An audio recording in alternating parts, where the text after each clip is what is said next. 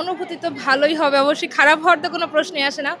এটা তো আবার সেকেন্ড টাইম, প্রথমবার এসেই প্রথমবার যোগসুতেই হচ্ছে আমাদের একটা বাধা পড়ে গেছে, তারপরে হচ্ছে আবার নতুন করে যোগসু হচ্ছে, আমেজটা নতুন করে ফিরে পাইছি। এবং গতবারের থেকে এইবার মনে হচ্ছে আরও বেশি বড় পরিসরে হচ্ছে, অনেক বেশি সিকিউরিটি ছিল, এটা দেখেও ভালো লাগতেছে। আর জগন্নাথের আমরা 20 ব্যাচ, আমরা আসার পরেই প্রথম যোগসু হচ্ছে, এটা তো আরও ভালো লাগার বিষয়। আর অবশ্যই প্রথম ভোট দিব, আশা করি যেই প্রার্থীকে ভোট দিব সেই জিতবে, এটা সিক্রেট, এটা বলা যাবে না। আমরা হচ্ছে হ্যাঁ, আমরা বিবাহর পরে দিব, আমরা একটু সব দিক দিয়েই লেট, এটাও লেট। এইবারও যদি হচ্ছে বিবাহটা ভেঙে যায় তাহলে তো হচ্ছে এই দুঃখ লস রাখার- প্রজেক্ট হয়ে যাবে, এই জন্য আমরা বিবাহ শেষেই দিব।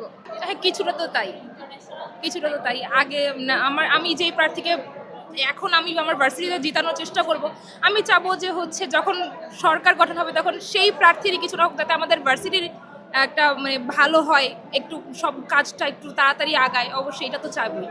আর রাজনীতির ক্ষেত্রে যে যে মিলবন্ধন প্রতিটা দলের, এই দিক থেকে আমার মনে হয় একটু ইউনিক। যেমন অন্যান্য ইউনিভার্সিটিতে দেখা যায় হচ্ছে প্রত্যেকটা দল আলাদা আলাদা একটা হচ্ছে কোন্দল দেখা যায়, বাট আমাদের এখানে দেখা যায় যে কোনো একটা সমস্যায় শিবির, ছাত্র দল সব একসাথে হচ্ছে ঝাঁপিয়ে পড়ে মানে সাহায্যের জন্য। তো এই দিক থেকে আমার মনে হয় আমাদের ইউনিভার্সিটিটা ইউনিক। কে জিতবে বলে মনে করছেন?